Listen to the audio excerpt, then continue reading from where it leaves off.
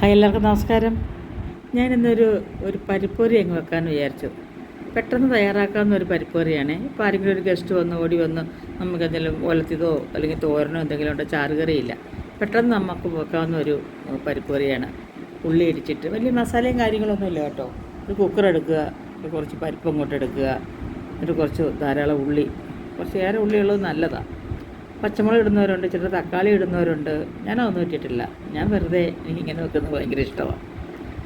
അത് കുറച്ച് ഉപ്പിട്ടിട്ട് ആവശ്യത്തിന് വെള്ളം ഒഴിച്ച് നമ്മൾ അടുപ്പിലോട്ട് വെച്ച് ഒരു 5-6 സ്റ്റീം വന്നാൽ മതി. അപ്പോൾ ഇത് നല്ല ടേസ്റ്റ് ആക്കൂട്ടെ. ഞാൻ ഇടയ്ക്കിടയ്ക്ക് വെക്കാറുള്ളതാണ്. അപ്പോൾ ഞാൻ ഇന്ന് മനസ്സിൽ വിചാരിച്ച് കുറച്ച് കറികളൊക്കെ ഇരിക്കുന്നു. അപ്പോൾ എന്നത്തെ പോലെ ഇന്ന് ഞാൻ തന്നെ ക്യാമറയൊക്കെ എടുത്ത് ഷൂട്ട് ചെയ്യുക.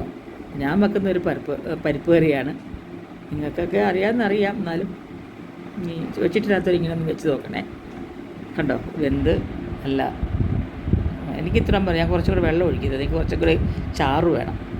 അപ്പോൾ ചാറ് വന്നു, ഞാൻ കുറച്ച് വെള്ളം ഒഴിച്ച് ചാറാക്കി. ഞാൻ അതിൽ കുറച്ച് കറിവേപ്പില, കുറച്ച് മുളക്, ഇടിച്ച മുളക് ഞാൻ ഇടുന്നത് കേട്ടോ. ആ ഇടിച്ച മുളക് അങ്ങോട്ട് ഇട്ട്, എന്നിട്ട് ഞാൻ കുറച്ച് കറിവേപ്പില ഇട്ട് കുറച്ച് പച്ച വെളിച്ചെണ്ണയും കൂടി അങ്ങ് ഒഴിക്കും.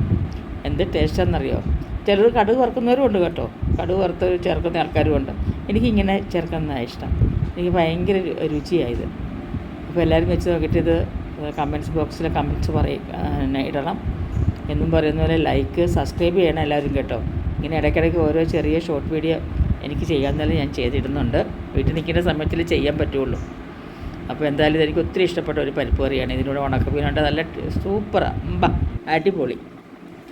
ഇതിൻ്റെ കൂടെ ഉണക്കമീൻ പോകും, ഇറച്ചി ബീഫ് ഉലത്തിയത് പോകും, മീൻ കറി ഉണ്ടെങ്കിൽ വറുത്തത്, മുട്ട ഓംലെറ്റ് ഒക്കെ നല്ല കോമ്പിനേഷനാണ് ഇതിന്. പിന്നെ നമുക്ക് ചപ്പാത്തിക്കൊക്കെ നല്ലതാണ്. അപ്പോൾ ഇതുപോലെ ചെറിയ ചെറിയ എന്താ പറയുന്നത്, കുക്കിംഗ് എളുപ്പത്തിൽ ഉണ്ടാക്കുന്ന കുക്കിങ്ങുമായിട്ട് നമുക്ക് അടുത്തതിൽ കാണാം. Okay, by.